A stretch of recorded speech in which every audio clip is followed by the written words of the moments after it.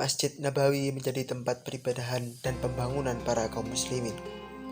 Para sahabat menuju masjid untuk melakukan salat berjamaah bersama Rasulullah Shallallahu Alaihi Wasallam. Mereka menerima petunjuk dan ilmu-ilmu mengenai perkara keagamaan dari Rasulullah. Beliau melakukan sholat malam dan iktikaf pada bulan Ramadan di masjid. Rasulullah meminta para sahabat untuk meramaikan masjid dengan beberapa pertemuan serta mengibarkan bendera. Pada saat itu terdapat perintah untuk sholat berjamaah.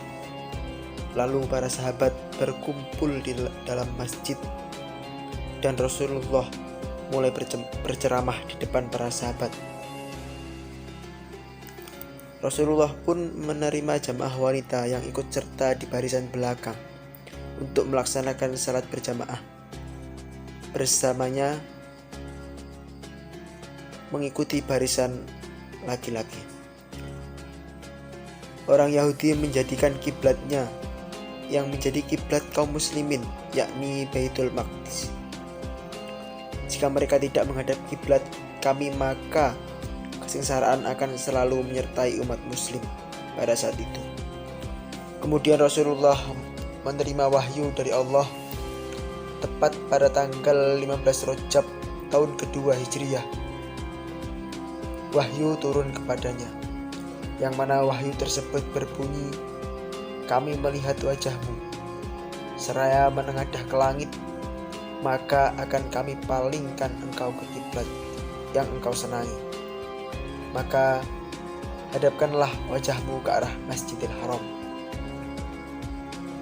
dan di mana saja engkau berada, hadapkanlah wajahmu ke arah itu." Dengan turunnya ayat tersebut, Rasulullah Shallallahu Alaihi Wasallam bersama kaum muslimin senang dan berbahagia.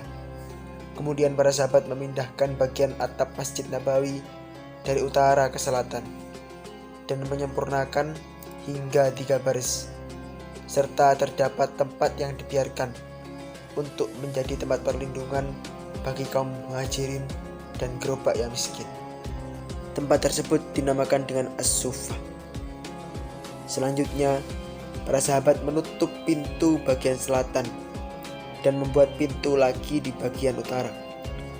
Rasulullah SAW duduk bersama para suffah untuk menghibur mereka, dan banyak dari sahabat yang meminta Rasulullah untuk memberikan petunjuk serta ilmu agama darinya. Dan setelah 5 tahun lamanya, jumlah kaum muslimin di kota tersebut menjadi meningkat, dan Masjid Nabawi menjadi sangat ramai. Kebetulan ada tanah kosong di sebelahnya, dan Rasulullah pun menyarankan untuk kaum muslimin membeli tanah tersebut. Dengan cepat sahabat Utsman bin Affan membeli tanah tersebut dan memperluas masjid dengan merobohkan bangunan yang lama, lalu mendirikan dinding setinggi 7 hasta perluasan masjid, yang mana besok akan menjadi akomodasi sebagai bertambahnya kaum muslimin. Rasulullah Shallallahu Alaihi Wasallam berdiri di depan kaum muslimin dan berkhutbah, namun terdapat sahabat yang tidak dapat mendengar. Sabda beliau setelah mengetahui masalah tersebut, maka para sahabat membuat mimbar. Pada saat itu Rasulullah berdiri di tangga kedua dan mimbar dan duduk di sana. Diriwayatkan bahwa Rasulullah Shallallahu Alaihi Wasallam di mimbar tersebut adalah pertama kalinya sahabat mendengarkan khutbah Rasulullah Shallallahu Alaihi Wasallam dengan suara yang keras. Lalu Rasulullah turun dari mimbar dan membersihkan tempatnya, kemudian siap mengimami salat tersebut. Masjid dengan menyala dalam kegelapan, potongan-potongan pohon palem selalu datang sahabat kami dan menyarankan untuk menarik antara 2 bagian di dalamnya dan digantungkan pada lampu-lampu sehingga cahaya dari lampu tersebut menyala dengan terang, khususnya pada malam bulan Ramadan, di mana masjid dipenuhi dengan orang-orang yang rajin dalam beribadah, seperti halnya yang dicontohkan oleh Rasulullah Shallallahu Alaihi Wasallam. Mereka menghabiskan waktu siang dan malamnya untuk mengingat kepada Allah, membaca Al-Quran, melakukan sholat fardu, serta sunnah yang tak lupa sholat tahajud di malam hari. Lalu mereka mendapatkan kabar gembira dari Allah Subhanahu wa Ta'ala, sebagaimana Nabi bersabda, sholat di masjid ini nilainya 1000 kali lebih baik daripada sholat pada masjid lain, kecuali pada Masjidil Haram yang sekarang menjadi Masjid Nabawi.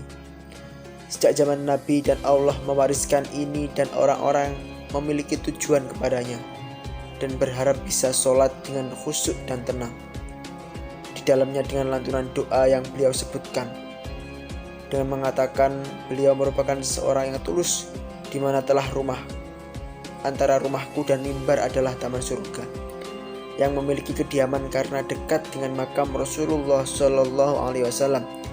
Ya Allah, berikanlah kami rizki dari sholawat kami, serta dekatkanlah kami dengan kekasih kami Nabi Muhammad Shallallahu Alaihi Wasallam, dan berikanlah kami syafaatmu pada hari akhir, yakni hari kiamat.